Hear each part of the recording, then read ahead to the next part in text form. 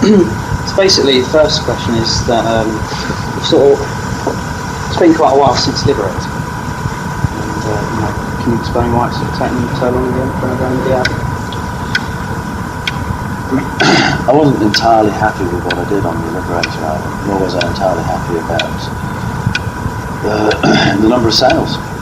I thought maybe it was a problem, I should have to think about it.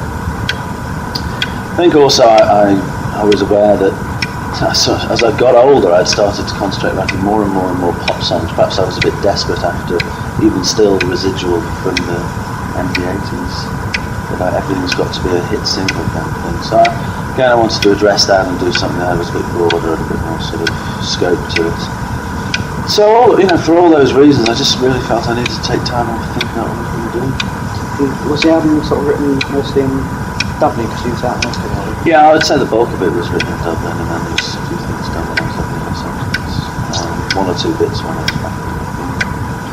Right. So, second as well, how was the single run decided on that? Why was Walking on the Milky Way decided the first single? Walking on the Milky Way seemed to be very much almost a complete consensus of opinion, which is unusual. Excuse me. So that was good. That it seemed to be,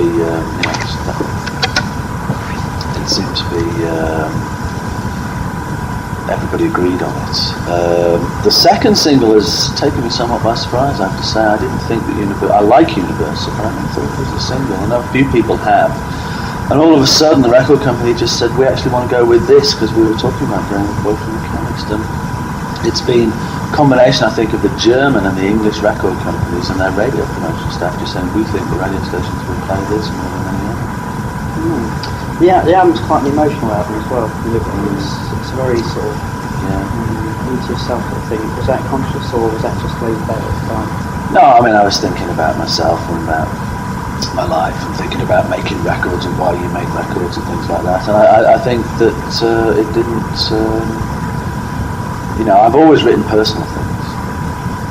I've always written about how I'm feeling and what I'm thinking, and so that's nothing unusual. So is the album going to be released sort of globally, like in the States? I don't know. There's some problems in America, which I'm not going to go into, but there's a few problems. I hope it's going to be released, but to be honest, I'm really not sure. Also, on this new album, you've sort of written the 400 song. Is there any chance that you two are going to sort of write together again? Did you get on well when you wrote together? We had a great time, yeah. It was a little unusual to begin with.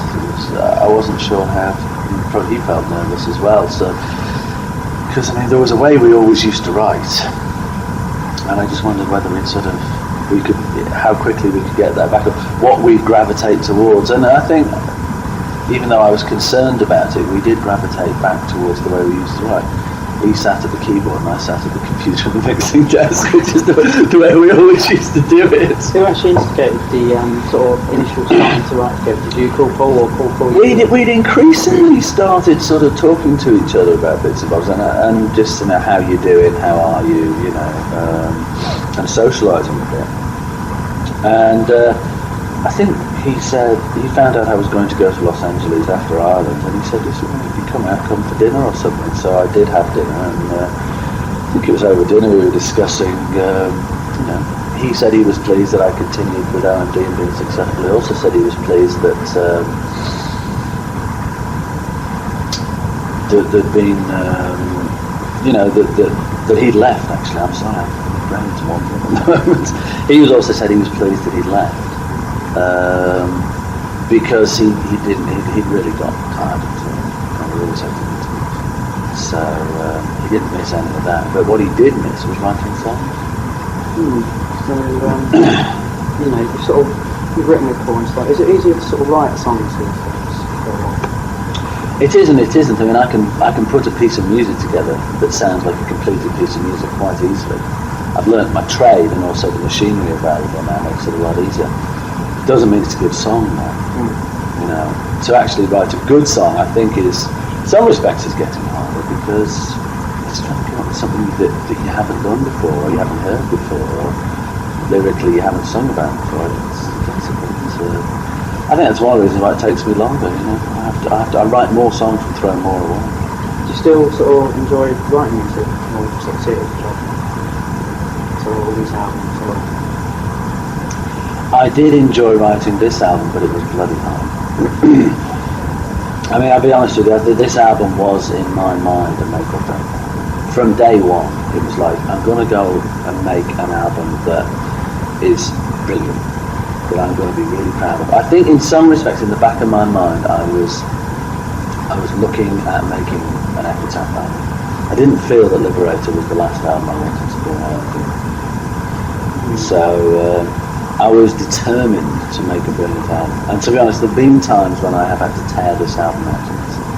There's a lot gone on in my personal life in the last 3 years. And there have been times when perhaps I shouldn't have been writing, or I should have done something else, or and it's been the hardest album I've ever made. And I think, and now that it's out, and to be honest, now that it doesn't seem that it's really connecting commercially for various reasons we've been discussing, it seems increasingly likely that it will be the last one, because I can't go through that anymore. Do you think maybe if you say it's the last album, you go away and things sort of calm down over the months and stuff, will you sort of, would that things sort of change? No. I'm not going to, I don't want to outstay my way. Some people say I've already outstayed it, but I'm convinced I've made a great record, and if that great record is not successful, then I'm not going to bang my head against the brick wall. It's as simple as that. It's not going to be good for me. I'm not going to spend another 3 years making a record that doesn't do that well. What's your favourite track on the album? It varies, but it's usually the most miserable, as usual. I'm rather a fan of Victory Horse. But unusually for a single, I still enjoy listening to Walking on Milky Way, just because it's so well done. I almost can't believe I wrote that song, because it's so done. It's just like everything is where it should be, everything happens where it should happen, and it's so well produced. And I'm really chuffed with that. In one word, how would you describe the album? In one word.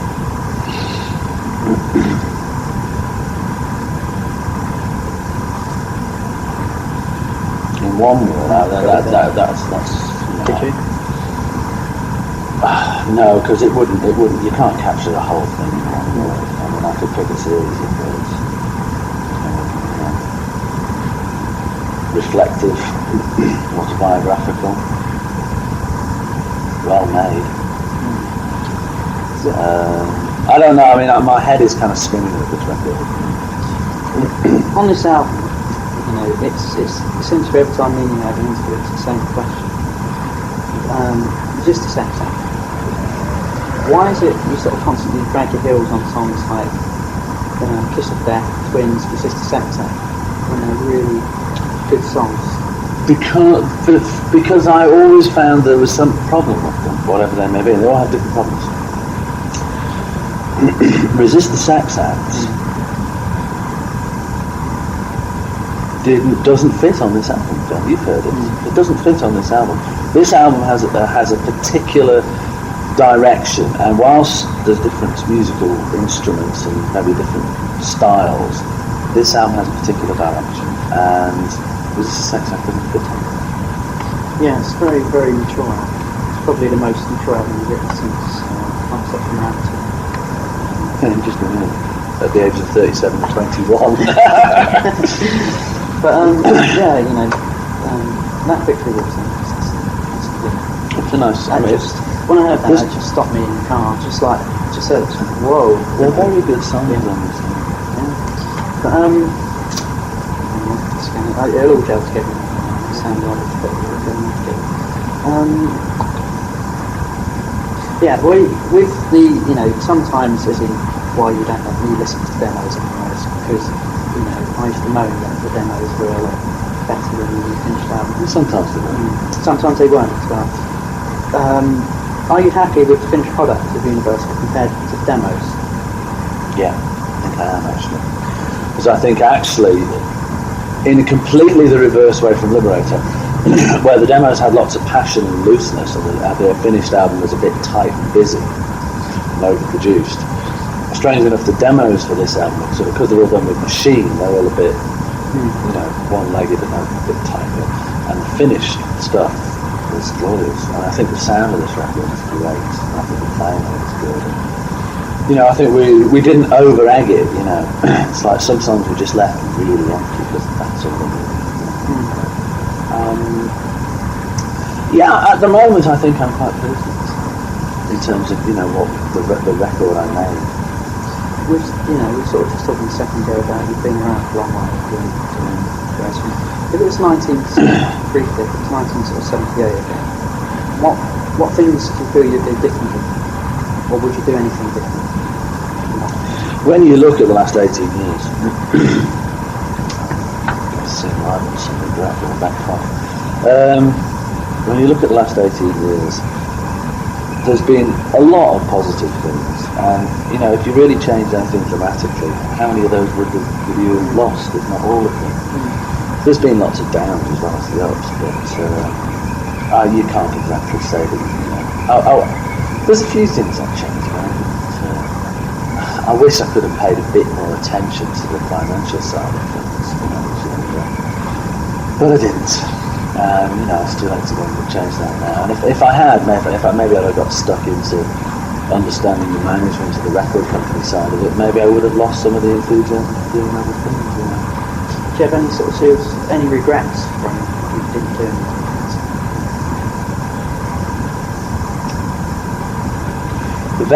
The very first, from 78 to 81, I don't think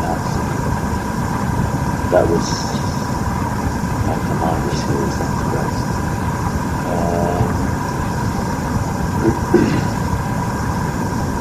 I think whilst I admire my guts for the Dazzleship album, Paul thought it was a mistake from day one. I understand what went wrong there, and I think it was a mistake of mine to take on board criticisms, take them to heart, and alter my course. Because Architecture Manoeuvres was a great album, and we got quite a lot of negative. It was one of the first. For some reason, it wasn't the first time we got criticism, but it was the first time I took it really to heart. I let it get to me, and I don't know why. I changed my tack on Dazzleships, and probably shouldn't have. I mean, imagine how big OMD would have been if we sort of made Architecture Manoeuvres 2 and 3. Maybe by 1985, it would have been. But that's the way things go. Looking back, there's main themes it seems to be looking back over the years. What sort of things do you value more now? Sort of as far on, from when you were younger. What things in life do you value more now? Well, you've got a completely different head. When you're a teenager and even in your early 20s, you've got no concept of time or you're fearless, which of course gives you a lot of your energy and enthusiasm. You've got nothing to lose, really, you don't see the So I'm very different now to how I was then. What I treasure, what I'm happy about is I'm proud of a lot of the music I've done that has gone on to become part of people's lives. It's like, you've been going for like 18 years now, and other bands, many bands have sort of tried over the years to step down and sort of failed. Can you sort of outline any reasons why you think that you've sort of been a winning formula? Okay, you've had up albums and down albums. Despite, I'll tell you what, I'm convinced that the main bit is that despite some of the faux pas that have been made and bad management and bad promotion and stupid decisions that I've made, the bottom line is that for better or for worse, or for however the band is perceived, whether credible or not, or in fashion or loved or hated, it sounds incredibly big-headed, but I obviously write songs that people like to listen to. That's the bottom line. And I mean, when you look at, especially in the British press, at some of the criticism this band gets in the press, we're not very trendy. We've been out of fashion in Britain with the music press for a very long period of time. We didn't we didn't manage to establish that credibility curve in our early years because we had hits on them different places. But we've made some crappy mistakes of the promotion of advertising, whatever, over the years, and made the wrong videos and the wrong tours and the wrong TV shows and everything. And in the end, we still had quite a lot of hits. So it's got to be down to the fact that the song, millions of people don't go out and buy an R&B record just because you know how to do that. Very honest in that respect. They buy it for good luck. So, what do you actually see yourself doing 5 years from now? Just think about it. No, I don't. You sort of think about that. Yeah, constantly at the moment. I thought about it a lot when I set about making this record. And I set my course out to make this record. And to be honest, I was so happy with this record. Maybe I lulled into a false sense of security. I was so happy with this record that I thought, well, R&D will continue. This is fucking great. Nothing can go wrong here. This is a brilliant record. Walking on the Milky Way is one of the best 5 singles I've ever written in my life. And of course now I feel a bit back to square one because I feel like, no, I don't think R&D is going to continue, but it's not been as successful as I would have liked it to be. And I can't, for several reasons, I just can't.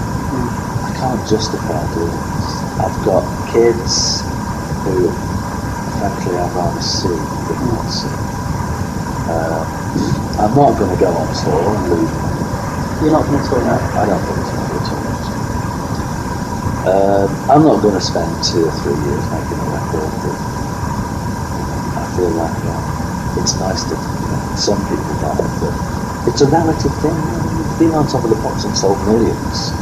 You feel a failure afterwards. And I know you shouldn't do, but it's a relative thing, and it's like, it's a personal thing. I mean, I hate it when I meet people who say, oh, you haven't done much recently. I said, well, actually, I've had 4 singles in the top 20 in the last 5 years. And, I haven't heard, I've got that best of, that was all right, but what have you done since then? I hate this sort of like, didn't you used to be an OMD? And quite frankly, I've got to the point now where I don't want to justify anything. I feel like turning around and saying, yes, I used to be, but I'm not anymore. But, looking back at the catalogue of hit singles and things like that, there has been times where you were down about things and, you were maybe unsure that Andy would sort of surface. Going back to the Sugar Tax days, when... Oh, yeah. But, I mean, if you look at from 1984 to 1991, we had 1 top 20 hit in England. Yeah. But maybe, you feel this way now. Maybe if, a year or 2 goes by, and... Maybe I will be lulled back if I will have a single out next year that's a hit, and the best of album comes out and sells bin loads. I might suddenly think, oh, there's a place in the hearts of people for me. Maybe, but I find myself increasingly remembering and comparing myself to when I was younger, and I don't want to feel like an old man who's treading water up past his cellmate. And unfortunately, I've got this memory of myself at the age of 20 and 21, loathing people who I felt were past their cellmate, wishing they'd go away and leave the space for new stuff. And I don't want to feel like that always. You know me, Phil. I am one of the world's greater worriers, and I worry about what people think of me. It's one of my strengths, but it's also my major weakness. So I just don't really feel like I want to bang my head against the wall. Doesn't mean I'm going to stop songwriting, and it doesn't mean that ultimately I won't make my own record. It might not be an OMD, because I think it would be nice to leave OMD maybe on a pedestal, but also then I can climb down off that pedestal and say, right, that chapter is closed. Because there are times when I do feel like I'm lugging around a fucking albatross, man. It's like a little millstone. There's all of this preconception, there's all of this history, there's like, is this going to fit into that? It's like, it'd be nice to just take that whole mantle off and just say, fuck. I'm going to do something totally different now, whatever I want. You know, I think that would be quite nice. So, not to say that I won't do something that isn't just my own music, singing it myself. Because I think I like the idea of writing for somebody else, so somebody else to be the pretty face and do the interviews, go on telly, do the touring. And also it'd be much easier to write pop songs for somebody else, because I'm convinced I can still write pop songs. You've got tunes, you know, all the time. It's just, it's been hard. It's harder and harder to write them for IMD, but if you open the boundaries, days. So that would be fun. But I think maybe, you know, in the end, I might want to sing my own songs as well. So I might do some other project that's not OMD. Sounds like a weird comparison, but it's like if you take a wild animal and sort of cage it, it just can't survive. You know, and I think you're the same as far as musically. I think if you do pull out the music scene, you know, I know you take things to heart sometimes, and maybe, you know, you might take it to heart and think bollocks to it. But I feel that you always have that drive in you, basically, to write songs and to. I accept that. I mean, I don't see myself retiring and doing nothing. I don't see myself, you know, being an archaeologist or something. So that would be one of them. It would be nice to spend, let's say, a bit more time seeing the kids, and it would be nice to.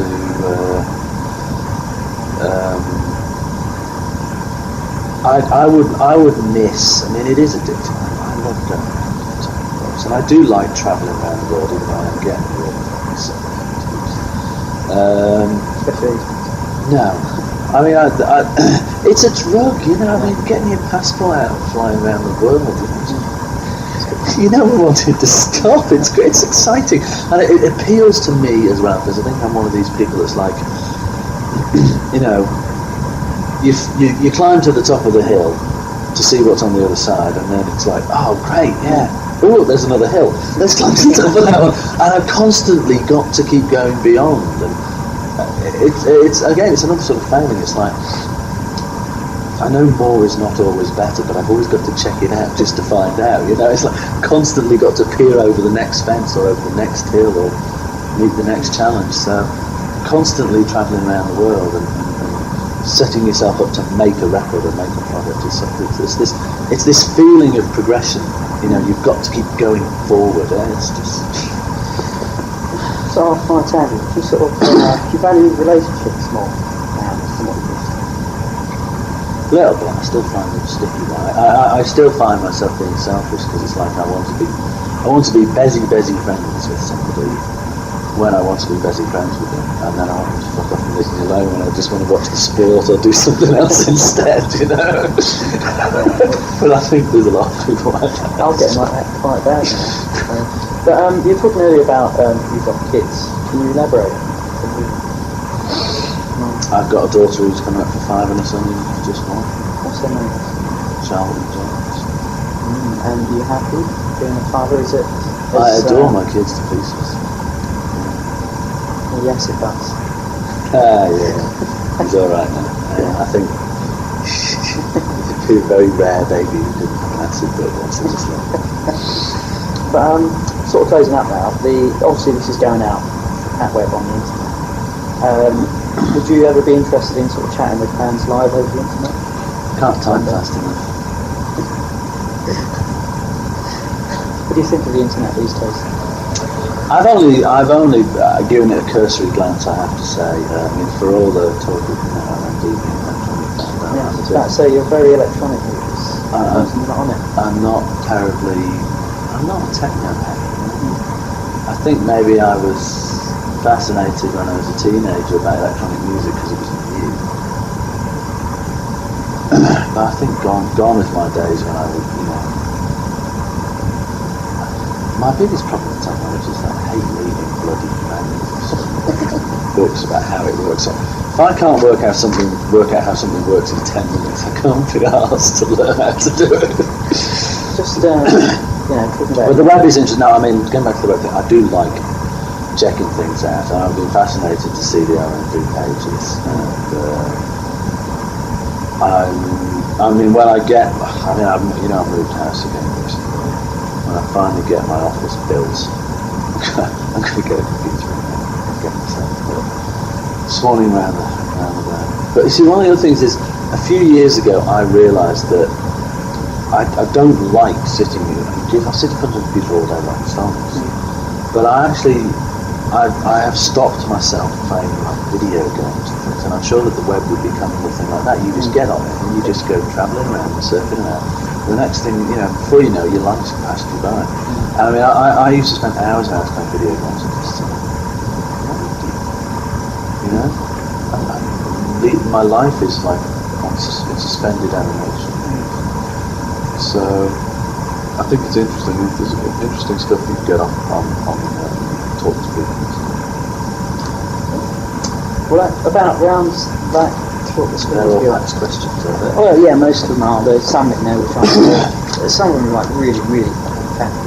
Well, that's you know when you've asked me some questions in the past, so that you know that you look through past lots of them.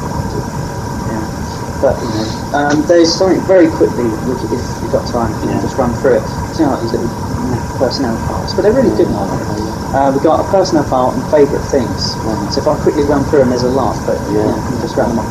Right, I know your name, I know where you're born. Where do you live? I live on the Wirral Peninsula. Okay. First girlfriend? Can you remember? Janice Edwards. Idea of a perfect night out? Depends what mood I'm in. I mean, I could have a great time going out to a football game. I could have a great time going out shagging all night. It's like have you got a nickname? Or did you? I used to have some. If I've got them now, I don't know about them, and I probably don't want it. They're probably behind my back. I used to get called Hucko at school. Hucko? What's that? Some strange derivation of Andy McCluskey. Hobbies at the moment? No time for it. Okay. Who would you most like to have sex with? Oh. At the moment.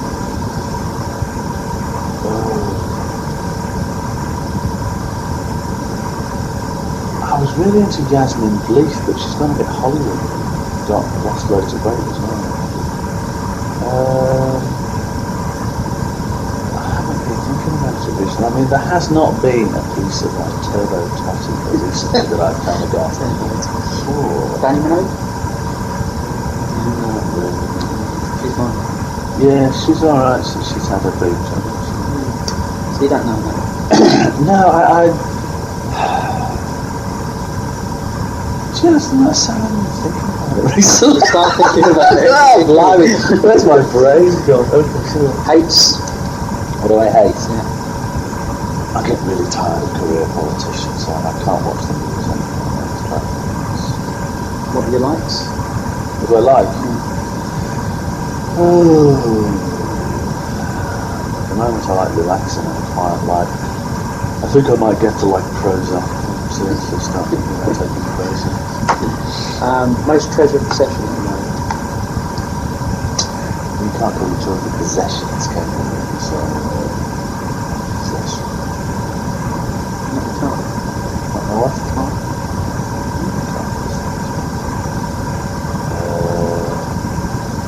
My health. Most expensive item of clothing you've ever bought?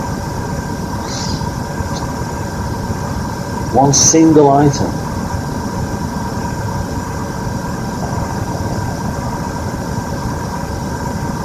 I did once buy a suitcase.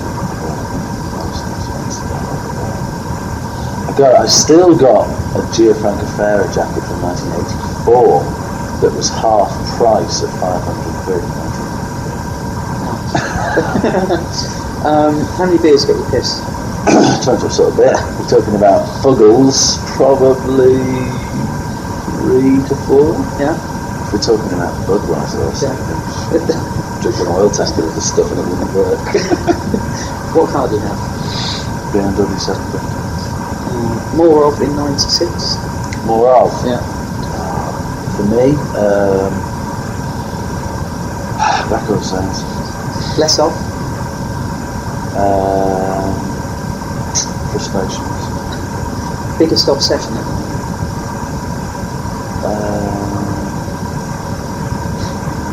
My musical career. What irritates you the most? 2/3 way. What irritates me?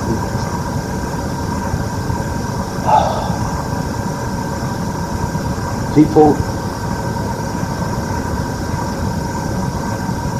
coming back to me on things that I've already talked to them about.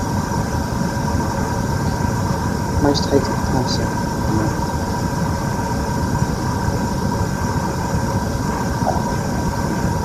What aftershave do you wear? Actually, at the moment I'm on Old Spice. I decided to go really antique. Yeah. You know, it happened because I ran out of my chorus, and I can't remember where it was, but I was in the middle of nowhere, and I couldn't find any, so it was old, and I thought, I know it's because it reminds me of my dad or something. Weren't you an excess man? Excellent. I was chorus for a while. Oh, well, I was chorus for the longest time, actually, and then I tried a few other things. What annoying habits do you have?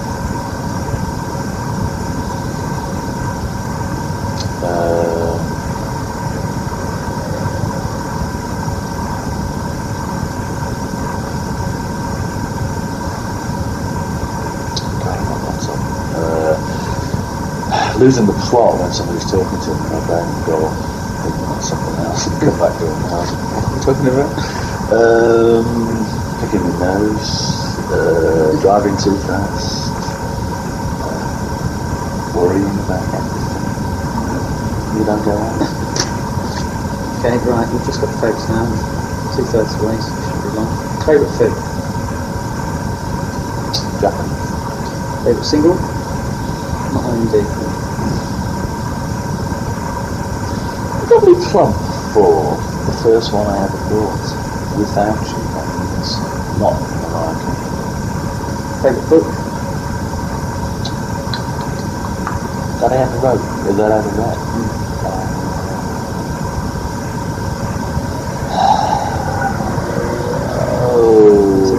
I don't read books very often. What I do read are biographies and information. So you can't really find favourites because it's just information. Because a favourite usually involves some kind of emotional drama.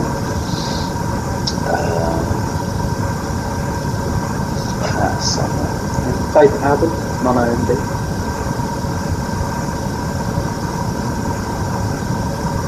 Oh, it varies.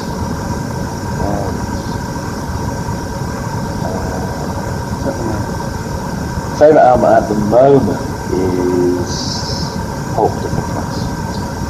Favourite OMD single?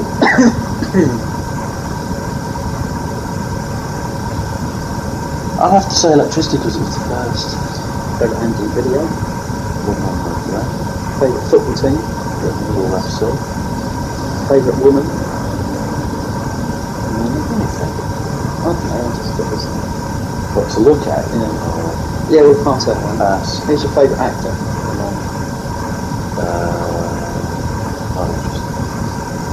Favourite film? Of all time, The Quiet Man. Favourite place in the world? It used to be Hong Kong. Actually, it's now. Favourite band at the moment?